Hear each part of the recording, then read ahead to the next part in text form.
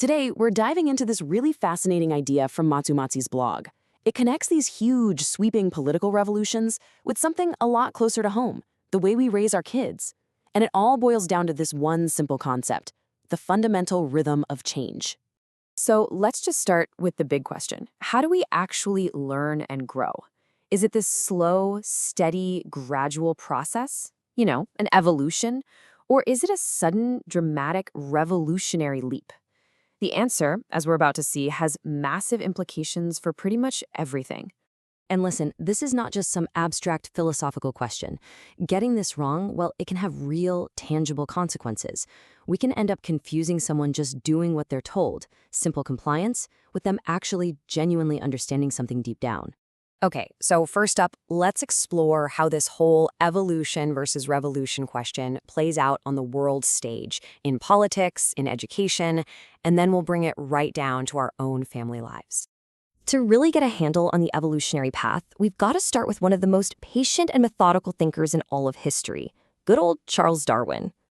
I mean, think about it. Darwin's theory of evolution, which literally changed the world, wasn't some sudden flash of lightning. Not at all. It was the result of a slow, careful, painstaking journey. First, the voyage to the Galapagos, then years of just watching, and then decades of collecting data. And that, right there, is the perfect definition of evolutionary change. It's that slow, steady buildup of knowledge, through trial, through error, and through adaptation. It's almost like Darwin's own process was a perfect example of the very theory he discovered. And what's wild is that this powerful idea didn't stay locked up in biology. It jumped over to the world of human history. Thinkers like Karl Marx and Friedrich Engels, they saw a direct parallel. They argued that societies themselves evolve through these predictable stages, kind of like species do. Now, this is a really, really important distinction. In their original work, they saw this as an observation, right? It was a projection, a guess about how history might unfold all on its own. It was not a prescription, not a recipe book for how to force that future to happen immediately. Okay, so that's the slow path. Now we turn to the alternative. This is where that patient idea of evolution got twisted into something a lot faster and a whole lot more dangerous. So instead of just waiting for history to do its thing, you had leaders like Lenin, Stalin, and Mao who decided to just force the issue. They took what was originally a prediction and they turned it into a political instruction manual, trying to literally drag a far-off future into the present by sheer force. And you can see the split so clearly here. On one side, you have history as a process to be observed and understood. On the other side, it's a project to be built and enforced. And that one little shift in thinking, it had absolutely massive consequences. Which brings us to this huge historical lesson. You just can't shortcut the process. Trying to force a revolutionary outcome without all that slow, necessary evolutionary groundwork, it doesn't work.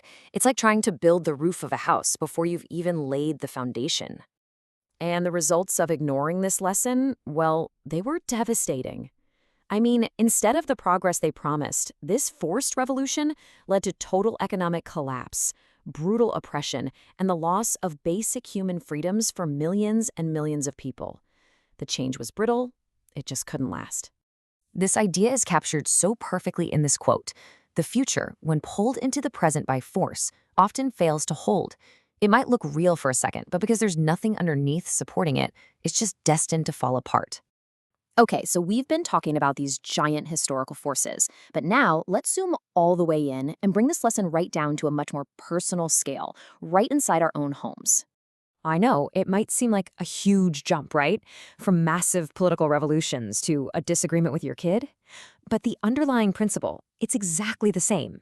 So let's break down what you could call the revolutionary parenting approach. Your kid makes a mistake. The parent's instinct is to demand a quick fix. Say you're sorry right now. The child mumbles an apology, they comply. But has anything actually changed on the inside? Probably not. And this is really the heart of it all.